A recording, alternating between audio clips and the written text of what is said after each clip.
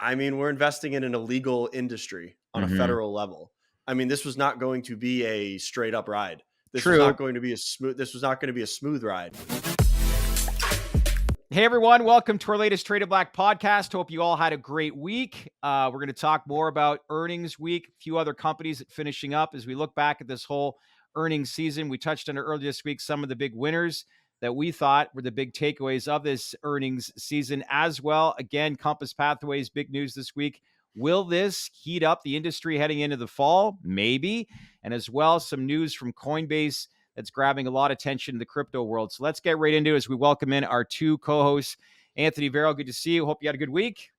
Good to see you. How's it going? It's been a pretty good week so far. Loving Looking the forward to wrapping it TDR up. hoodie. What's the weather in Florida? Wearing a hoodie. 105 degrees and I'm wearing a hoodie, but I'm doing it for you. It's Love it. yeah, Dedication. doing it for the show. Dedication. Benjamin A. Smith, hope you had a good week. How are you? I had a very good week. Thanks, Chad. Ready to go. All right, let's get into it. So we've pretty much covered off on a lot of the big companies in the earnings season. One final one we want to touch on is Ayr Wellness. They reported second quarter 2023 results that missed on the top line revenue, but showed overall improvement in the business. Revenue came in at $116.7 million versus $120 million consensus, which is down $1 million sequentially, but 18% up 18% year over year. Q2 retail sales increased 1% sequentially from Q1, with total transactions up 6%. Adjusted EBITDA of $29.4 million, which was up 78% year over year and 12% sequentially. So, Anthony, I'll begin with you. This is a company that it's had some turbulent times, some major debt cliffs on the rise, but what's this say, I guess, from the business model? If you're I guess, an Ayr Wellness investor, what's your mindset after hearing this and moving forward? Yeah, I mean, I bought more shares this morning. So I mean, I like what I saw. That being said, this is a very risky investment as far as the cannabis sector goes. I mean, they are riddled with debt. Yep. Granted, they started to restructure it some last quarter. They need to restructure the rest of the debt that's on the books and punt it out of 2024. Hopefully, kick it down the road to 2026 or beyond. They also have tax payments that are still looming on their books.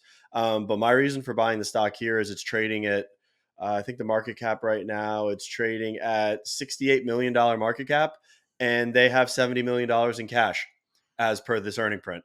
Wow. This is a company that has 62 retail locations in the state of Florida.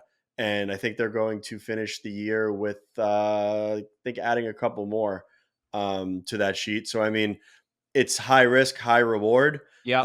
Obviously, the valuation I think is depressed just because of the financial nature, the financial engineering of the company. But they're in PA, they're in Ohio, who just said that they're going to put adult use on the ballot as of yesterday, and they're also going in. They're also big in Florida. For me, if they make it, this stock is going to rip from here.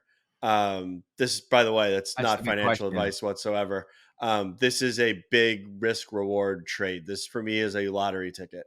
I'm not over levering myself to this name, but just from a sheer dislocation perspective, from what the share price is at right now, I think it's worth a swing. The big thing, the big statement that you mentioned there is if they make it. He looks at it as a buy right now, Ben. Anthony does. What do you think?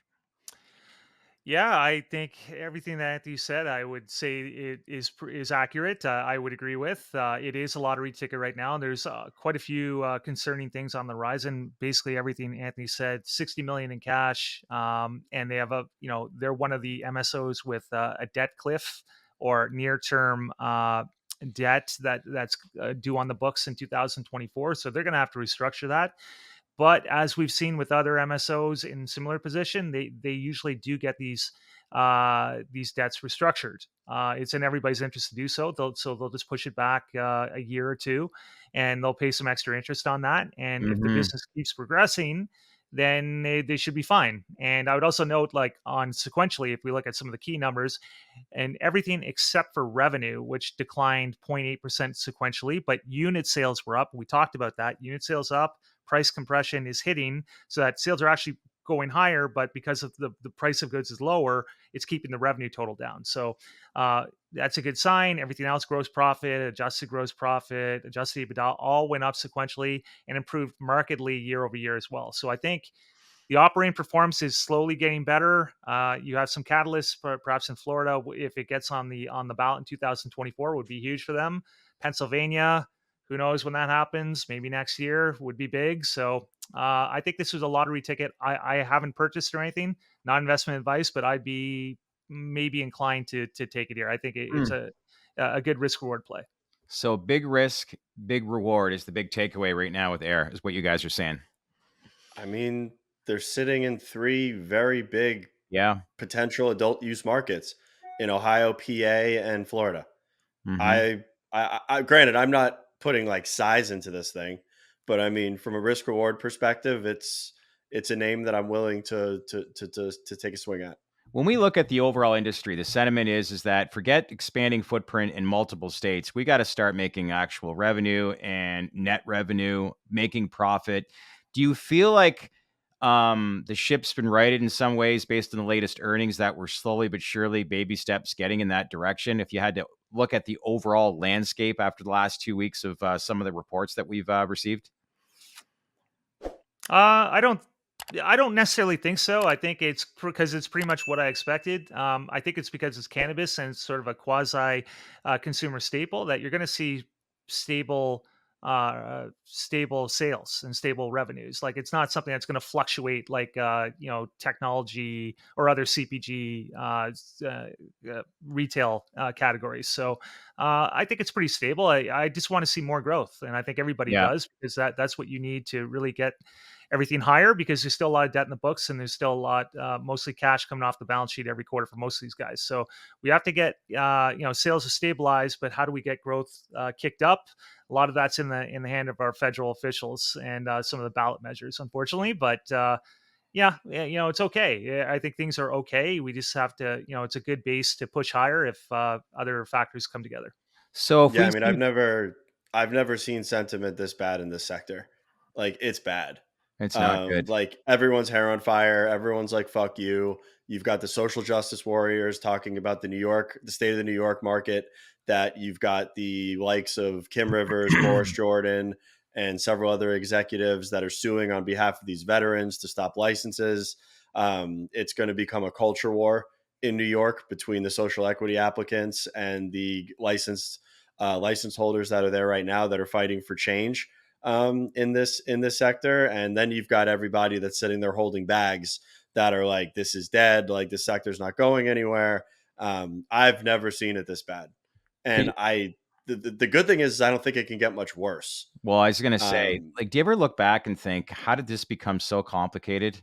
Like, as far as the US no, landscape? no, I No? mean, no, not really. I mean, if you actually did your homework and you understand firmly what you're investing in, I mean, we're investing in an illegal industry on a Mhm. federal level. I mean, this was not going to be a straight up ride. True, This was not going to be a smooth ride. but it's I been mean, we've been pretty at the mercy. bumpy. It's been pretty bumpy, let's face it, compared to We're, Canada, we're Germany, like, it's been real bumpy. we're talking about a drug becoming legal. I mean, the EU and Canada are much more lax than the United States. I mean, we started the war on drugs Yeah. um, in this country. I mean, there's a lot that we still have a long ways to go. But I mean, no, I've never seen it this bad. I don't think it's going to get worse than it is right now. God forbid that Schumer and Brown and them don't start this conversation around safe again coming out of the recess. Because if they don't, then it's going to be like paradise is lost. Yeah. And I think people are just going to wrap up and go home. So if we But I see really flat do think that growth. Poseidon I think that Poseidon going out of business was probably the bottom. Huh. So if we see flat growth, no legislation movement, which most people don't think is going to happen in the next 3 months. So if we're in the same particular situation where everything, I guess, is in line, everything's flat, growth is flat, where are we, let's say in 3, 6 months with this industry? Because you're saying things pretty much are at the bottom. Sentiment's never been worse. Are we looking at harder times ahead? I think Q3 you're going to see growth You do. from businesses. Yeah, I mean, you're going to have Maryland numbers baked in. You're going to have a rebounding Michigan market. You're going to have several other markets that are starting to trend up. I mean, I think you do see signs of growth and not so much muted numbers coming in Q3. Okay. Ben, you agree with that? At least I sure as hell hope so. Well, yeah. Uh, yeah, it's like we talked about last episode. I think there's going to be definitely growth in some of the smaller operators where Maryland is a bigger percentage of overall footprint, like TerraSend, Maramid too. You're definitely going to see growth there. For the bigger operators, I'm not so sure. It might be flat. You might see low to mid single digit growth. Yeah, I could see that happening. Um, but I don't think it's going to be fantastic growth. If we look at what's happening in other jurisdictions like Canada, you could see the price compressions, can last a very long time in terms of like the long overall trend. Yeah. We've seen some improvement lately, especially with California. Supply is lessened this year for various reasons. So the wholesale prices went up.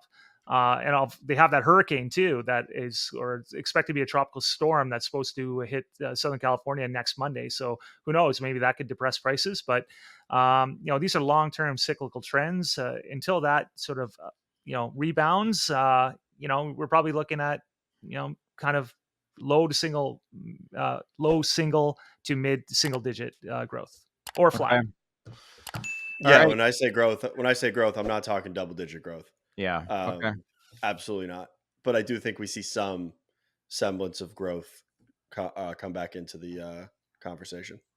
Let's take a quick recap. Psychedelics was just non-existent for the last 30, 45 days. Very quiet. But there was news this week that we touched on in a podcast. We dove into Compass Pathways announcement. You can actually see the details of what we thought of that announcement in the link in the caption based on our podcast from earlier this week. But again, Compass, they had basically announced a 9-digit security purchase agreement with the select group of healthcare-minded investors, $125 million up front and $162 million of potential funding if all the $9.93 whole unit warrants are exercised within the 3-year term. So I don't want to go into specifics because we already talked about whether we like this, and we do like this announcement. But I think moving forward, heading into the fall season, what kind of impact do you guys think that this announcement could have on the industry, or if there's any kind of impact? Ben, I'll begin with you.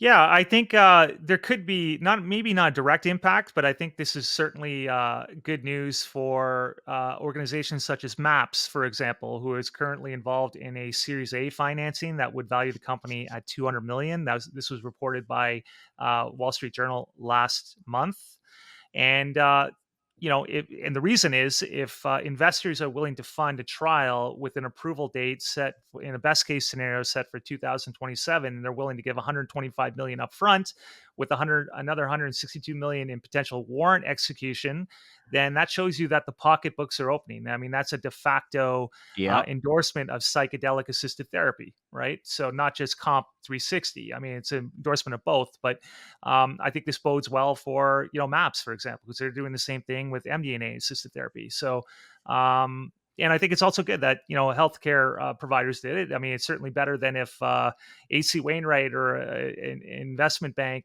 took the whole 125 million of issuance. I think it's definitely better to have people in the know who are willing to invest their own money than an investment bank. Yeah. So, I think yeah, I think there's that's a big indirect. takeaway. That's Yeah. a big So takeaway. it's a big takeaway, but I mean, if you look at the chart, it's also looking like someone bought it up yesterday just to sell it down today. I mean, Compass hit 990 yesterday while we were on shooting, and as of today, it's traded down. It's back down to 860. So I mean, I'm getting my wish of it coming back to earth. But we'll see. It's the Are you still psychedelic going to sector buy, like you narrative. said yesterday, if it came down? If Are you still it's, intending to buy I'm anyway? gonna, I yeah, I mean, if it gets something near like a 7 handle on it, I'll take a crack at it. But it looks like the air is already coming out. So we'll see. Let's take a look how this will perform tomorrow morning and when the market opens in a brand new week. So you guys think this is a good start, but if we get MAPS readouts, and like you said, Ben, a valuation of $200 million, curious to see how this industry will perform. A lot of people hopeful, optimistic, some really, really encouraging news on the horizon, but we actually had a conversation with the Awaken Life Sciences people. They are actually indicating to us they're looking at a timeline later this year to begin their phase 3 trial, which is interesting. But are there any big announcements aside MAPS and then the Awaken one as well, but key catalyst announcements that we could be looking to in this industry between now and the end of the calendar year? Nothing in phase 3. We'll have something to look forward to with Cybin, who has two phase 2 readouts for the psilocybin compound and their deuterated DMT compound, I believe, coming out later this year, Q3 and Q4. So we have something to look forward to in phase 2. But in terms of phase 3, it's really all about MAPS, and I think that's where all the focus is. What is MAPS going to do? Because Yeah. that is by far the closest actionable event for the whole industry, right? Whether you're in psilocybin, whether you're in MDMA or whatever, Yeah. right? It has a chance for FDA approval, and that's going to be the benchmark. If it's able to achieve that, then presumably, even though it's a different compound, then that proves that the FDA is willing to approve these compounds, and you would think that this would be a positive for Compass Pathways as well, right? And it will finally get the sector moving. It just everything, in terms of biotech, you can't think of this as like normal sectors. You got to have a real long-term Yeah. timeline on this, on the investing aspect of it, and it's very tough for a lot of people, including ourselves or whatever. But it's Yeah. moving. It just at a very glacial pace.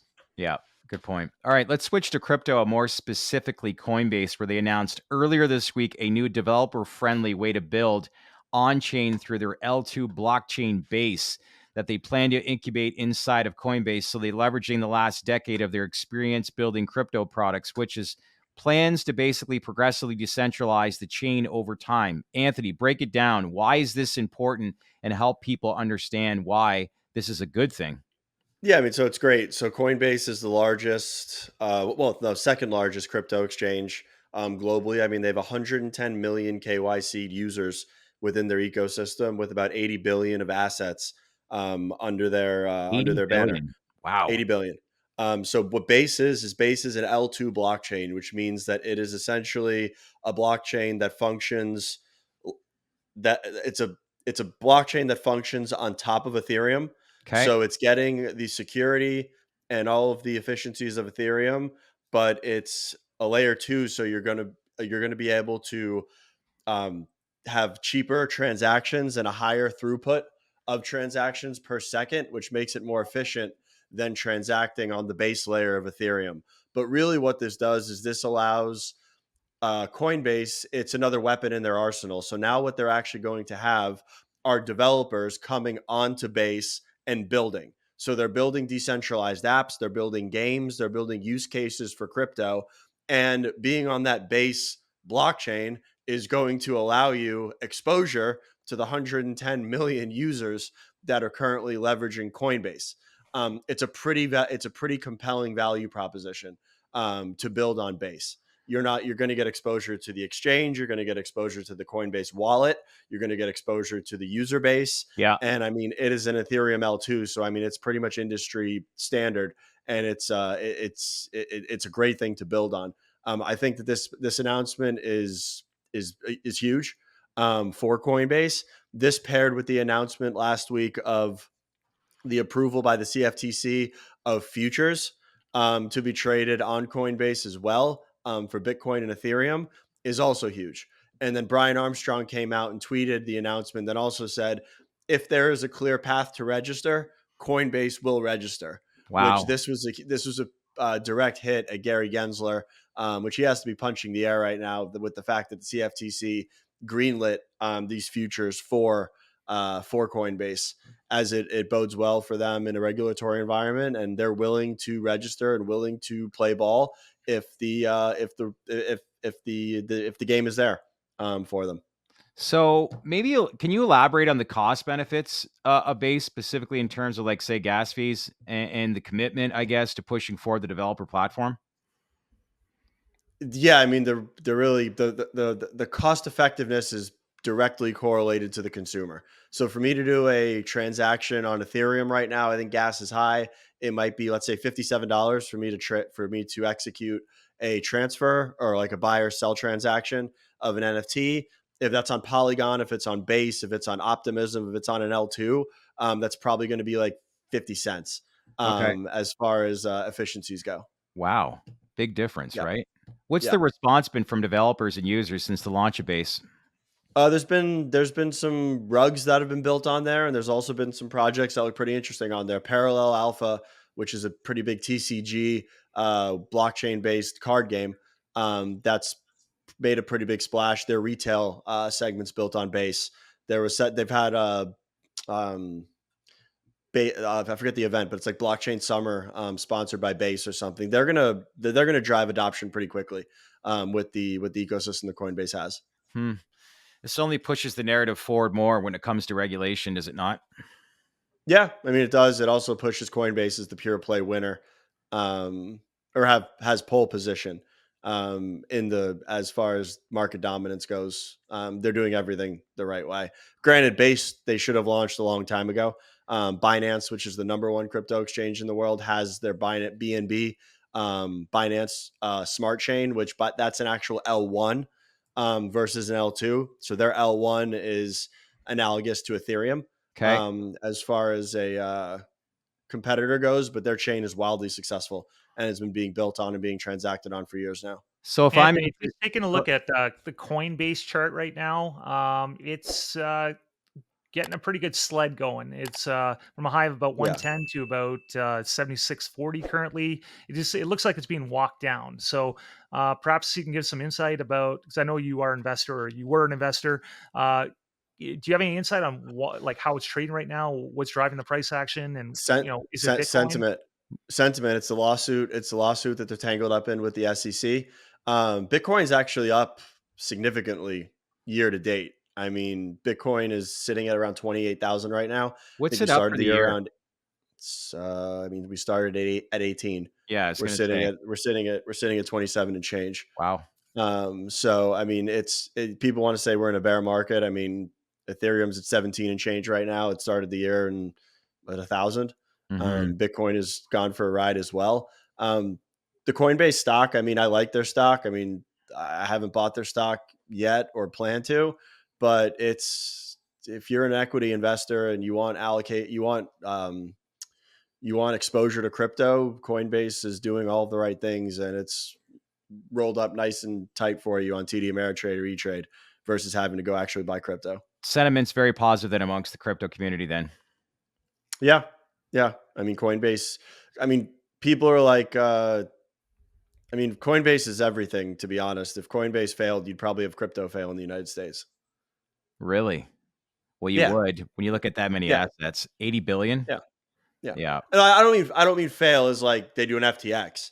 I mean fail as like they don't win the lawsuit with the SEC or regulation is built against them. It'd be a very big problem. That'd be an existential threat to crypto adoption in the United States. So more or less then it's been positive sentiment amongst the crypto community pertaining to this. Yeah, I mean, very. I mean, Coinbase is the bastion of hope for crypto in the U.S. Amongst investors, a bunch of NFT collectors. I mean, it's Coinbase is the 800-pound gorilla. It I firmly believe it's not going anywhere. Gensler had to shoot at them from a target perspective, as there was no one else aside from Binance US, which Binance US is already shut down. As I think they really have been doing some unsavory things. And then FTX is going to fire back up here later this year to yeah. early next year as far as the product goes. So Coinbase will have some competition come back in the fray. How much is the well-being of the crypto industry dependent on the success, would you say, of Coinbase? It's in the United States, it's everything. Abroad, it's nothing. Everyone's on Binance, Wobi, Kraken, KuCoin. There's tons of exchanges, but in the U.S., as far as getting your crypto into a fiat off ramp, into a large money center bank, I mean, you pretty much need to use Coinbase. Yeah. Things keep moving. All right, guys. I think that's pretty much it for this week. Earnings season's done. A lot of reporting, good work that you guys did over the course of the last week and a half. Psychedelics, let's hope that things get woken up here, and never a dull moment, obviously, in the crypto space. No, it's going to keep. I've got a feeling it's going to be a straight momentum going into year's end.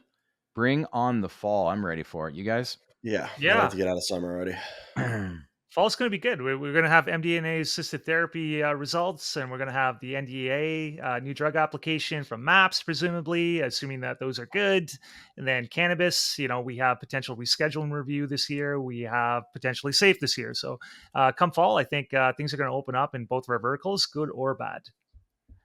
Summertime for the industries that we cover, it's like a catch-22. God, I love the weather, but man, it is brutal when it comes Yeah, I to mean, it stands true. Just go on vacation in August and come back in September. sell in Especially May in and these go away. verticals, especially Yeah, in these verticals. Like it, yeah, it like there's nothing going on. There's seasonality too in cannabis, so that makes it even worse. And then biotech, in the best of times, is the way it is, and then add summer on top of that.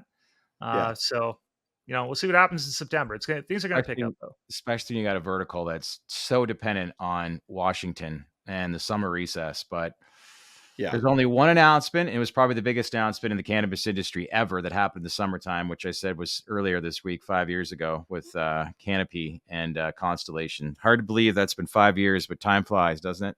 Yeah, we it said, does. and we brought that before. It's like that's why you shouldn't give up hope because everybody, and I'll say it again very briefly. We said it before.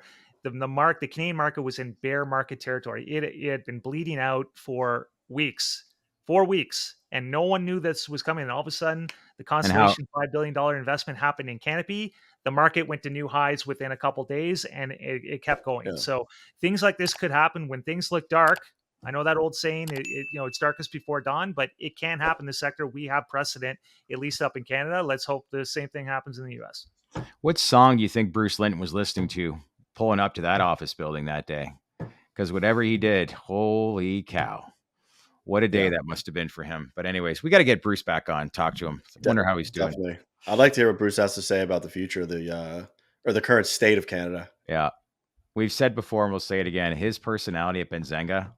It was a big announcement from Canopy Friday morning. They offloaded their Hershey facility, sold it back to Hershey's. Oh, and Smith Falls. Yeah, so Klein's sticking to the asset light model. He's right sizing the business. Yeah. A lot of locals upset about that, but I can understand Yeah, why. All right, gents. Thanks again. Enjoy the rest of your weekend, and we'll catch back with you guys early next week. Okay. awesome. Talk soon. Take Thanks, care. guys. What's up, everyone? So, what'd you think of the interview? Are there any more questions you want us to ask that you want to learn more of? Then leave a comment below and let us know what you think. As usual, share this video with your network, smash that like button, and most importantly, subscribe to our channel because we would not be here without you. Thanks for watching, everyone.